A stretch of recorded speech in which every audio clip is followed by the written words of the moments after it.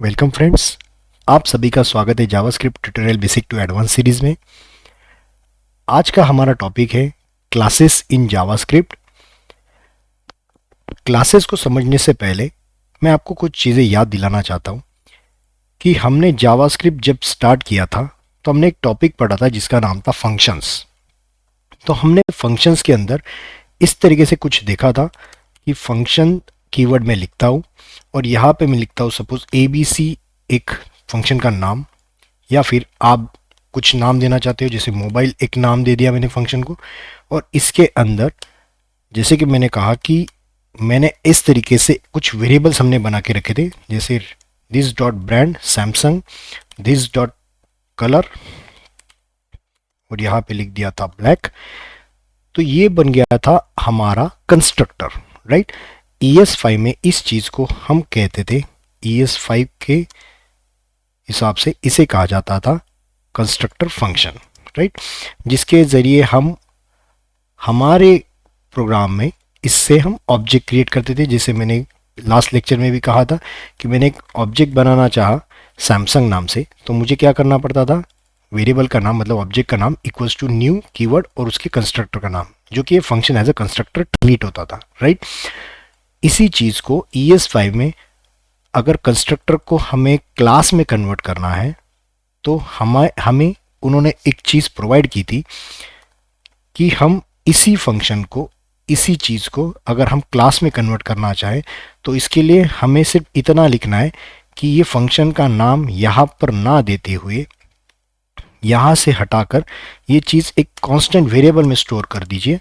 तो ये क्या बन जाता है, ये बन जाता है ES5 में क्लास, राइट। डिफरेंस कुछ नहीं था कि हमने जो function as a constructor treat किया था उसका नाम हम एज अ वेरिएबल के तौर पे, मतलब एक्सप्रेशन के तौर पे, इसे आप क्लास एक्सप्रेशन भी कहोगे तो भी चलेगा, राइट।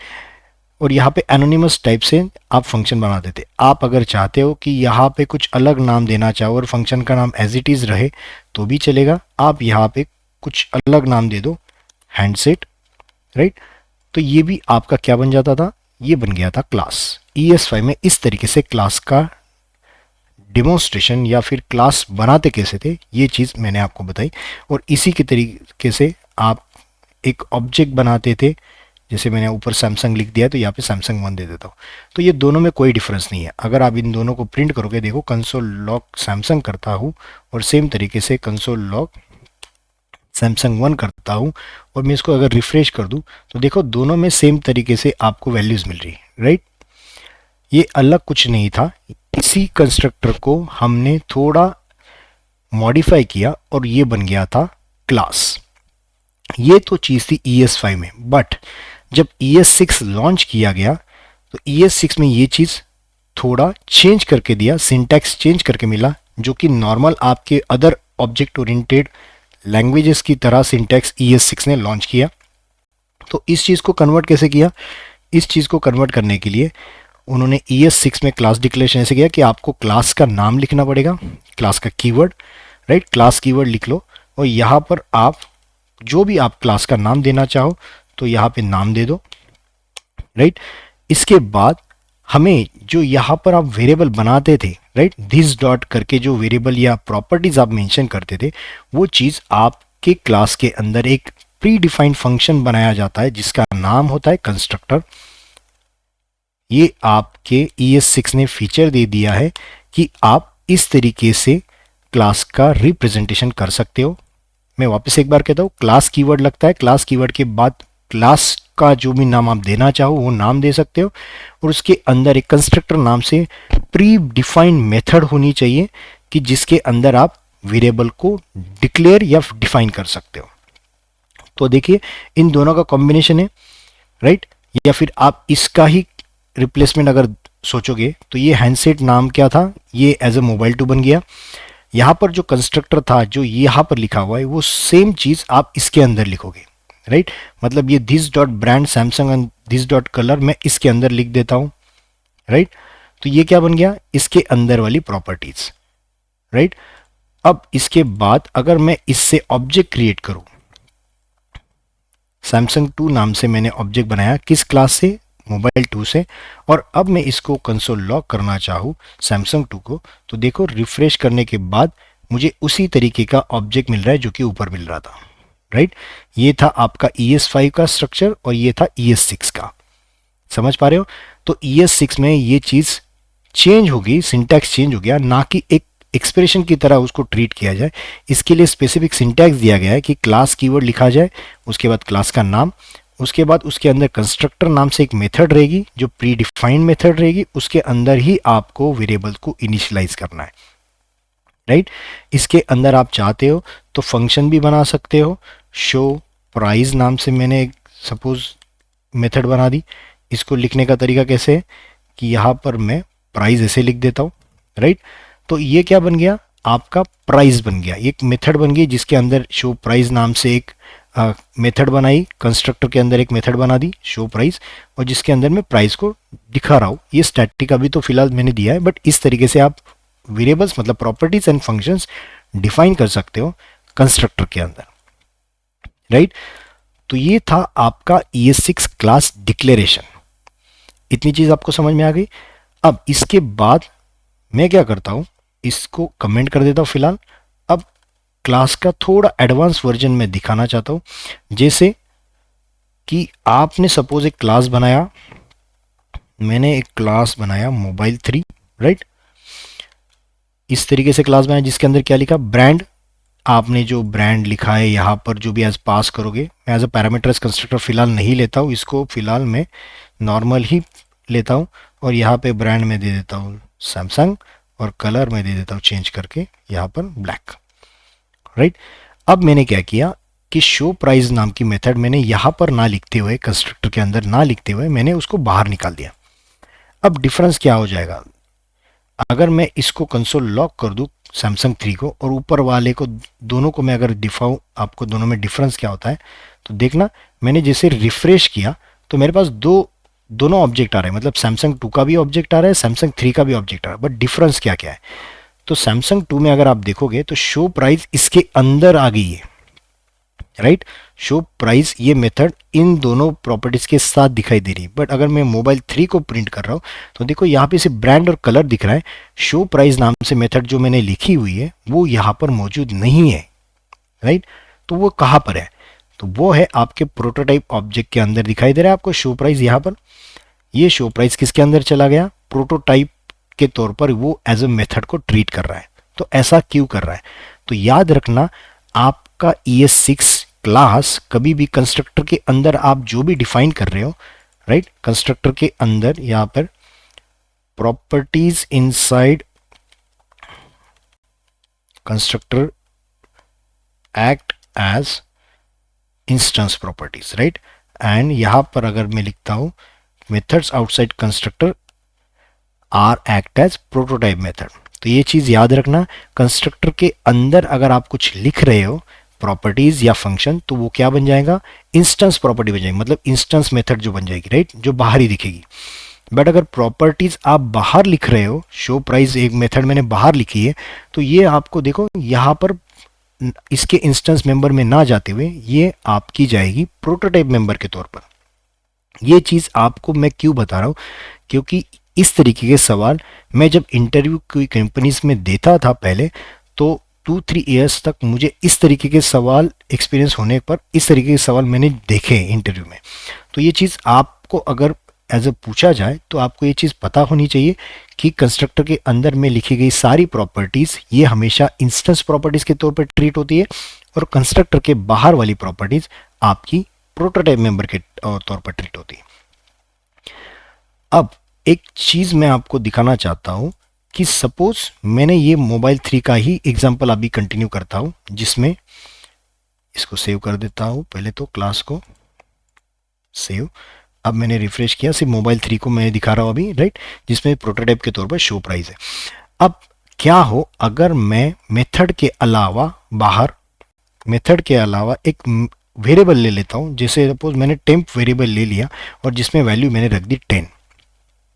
अब मैं आपको क्वेश्चन देता हूं कि शो प्राइस जैसे एज ए प्रोटोटाइप मेंबर के तौर पे ट्रीट हुआ, तो टेम्प भी प्रोटोटाइप मेंबर के तौर पर ट्रीट होगा या नहीं होगा? थोड़ा सोचिए और दिमाग लगाकर इसका आंसर बताइए। टेम्प ये वेरिएबल मैंने बाहर लिखा है, इसलिए बाहर लिखते वक्त इसको दिस डॉट लिखने की जरूरत तो नहीं पड़ती। पहली बात, ये एरर नहीं देगा। दूसरी बात, टेम्प वेरिएबल अगर मैं कंस्ट्रक्टर के बाहर लिख रहा हूँ तो यहाँ पे लिखा है देखो, methods outside constructor at as a prototype methods. But what about the in properties, मतलब ये प्रॉपर्टी है, एक वेरिएबल है, राइट? इसको मैं अगर बाहर लिखता हूँ तो ये कहाँ पर जाएगा? तो जैसे मैं रिफ्रेश करता हूँ तो देखिए ये वेरिएबल आपका जाता है इंस्टेंस के तौर पर, इंस्टेंस प्रॉपर्टीज के तौर पर। तो ये थोड़ा आपको ट्रिकी क्वेश्चन इंटरव्यू पूछ सकता है कि मेथड तो मेरी इंस्टेंस में जा रही है बट वेरिएबल इंस्टेंस में क्यों नहीं जा रहा है?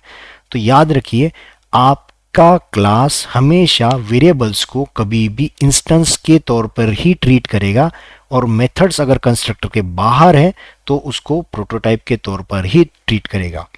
मैं वापस कहता हूं, आपका क्लास कंस्ट्रक्टर के अंदर भी आपने प्रॉपर्टी डिफाइन की है या कंस्ट्रक्टर के बाहर कोई प्रॉपर्टी डिफाइन की है, प्रॉपर्टी मतलब कोई वेरिएबल इनिशियलाइज किया है, तो उसको हमेशा ट्रीट क्या करेगा?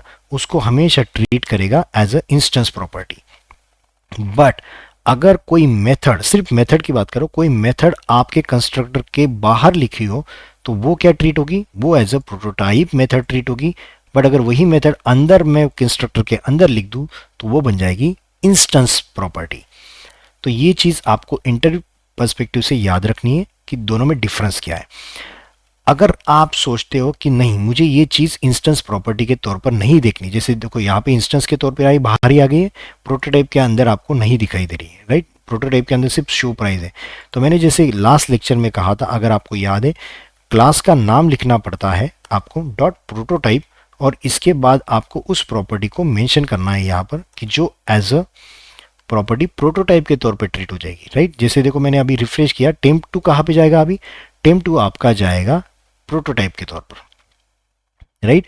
तो याद रखिए, प्रोटोटाइप में अगर आपको बाहर से इंसर्ट करना है कोई चीज तो वो हमेशा सिंटेक्स कैसे रहेगा? क्लास का नाम डॉट प्रोटोटाइप डॉट उस वेरिएबल या प्रॉपर्टी का नाम और उसकी वैल्यू, तो ये बन जाएगा आपका प्रोटोटाइप प्रॉपर्टी। बट अगर आप अंदर लिखते हो क्लास के अंदर कंस्ट्रक्टर के बाहर, तो भी ये क्या ट्रीट होगा? Instance property.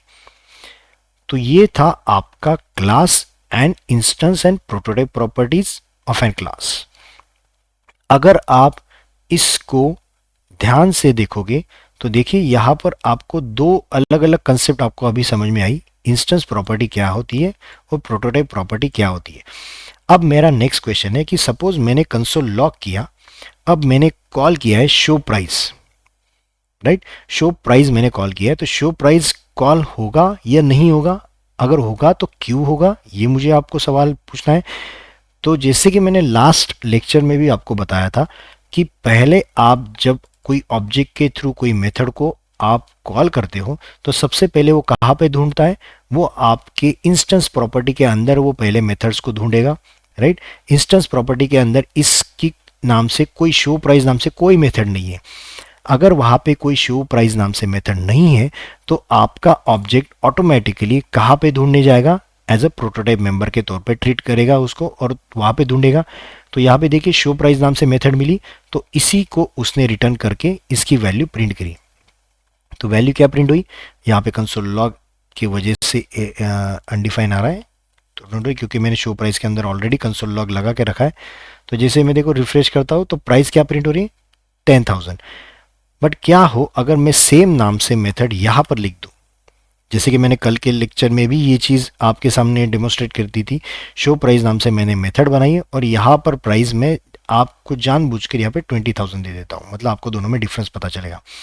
अब आप मुझे बताइए कि मैंने अगर शो प्राइस को कॉल किया है तो शो प्राइस कॉल करने के वजह से सबसे पहले कहाँ पे कॉल जाएगा?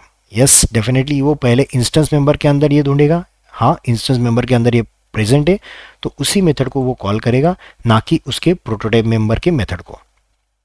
तो इस वजह से इसने पहला प्रेफरेंस दिया या प्रायोरिटी दी इंस्टेंस मेंबर के फंक्शन को, तो इस वजह से इसने प्रिंट किया 20,000 एज अ प्राइस, ना कि 10,000, राइट? तो यही चीज होती है कि आप कोई वेरिएबल को एक्सेस करना चाहते हो या कोई प्रॉपर्टी या मतलब वेरिएबल या फंक्शन को एक्सेस करना चाहते हो, तो सबसे पहले आपका ऑब्जेक्ट आपके इंस्टेंस प्रॉपर्टीज में उस फंक्शन या उस प्रॉपर्टी को देखेगा। अगर वहाँ पे उस नाम से प्रॉपर्टी या फंक्शन मौजूद है तो वो उसी को एग्जीक्यूट करेगा, बट अगर वहाँ पे मौजूद नहीं है तो फिर वो जाएगा प्रोटोटाइप के अंदर, राइट। अगर मैं इसी को मैं शो प्राइस 2 नाम से कॉल कर दूं, अब आप मुझे बताओ इसका आंसर क्या आएगा कि शो प्राइस 2 नाम से मैंने कॉल किया, जो कि यहाँ पर ना कि आपके कंस्ट्रक्टर में मौजूद है, मतलब इंस्टेंस प्रॉपर्टी के तौर पे भी मौजूद नहीं है, और ना आपके प्रोटोटाइप के तौर पर। तो इस वक्त आपको क्या आएगा, तो इस वक्त आपको इस तरीके से एरर आएगा कि आपका शो प्राइस 2 कोई फंक्शन नाम से मौजूद नहीं है, इसलिए इस टाइम पर आपको क्या मिलेगा, इस वजह से आपको एरर मिलेगा, राइट।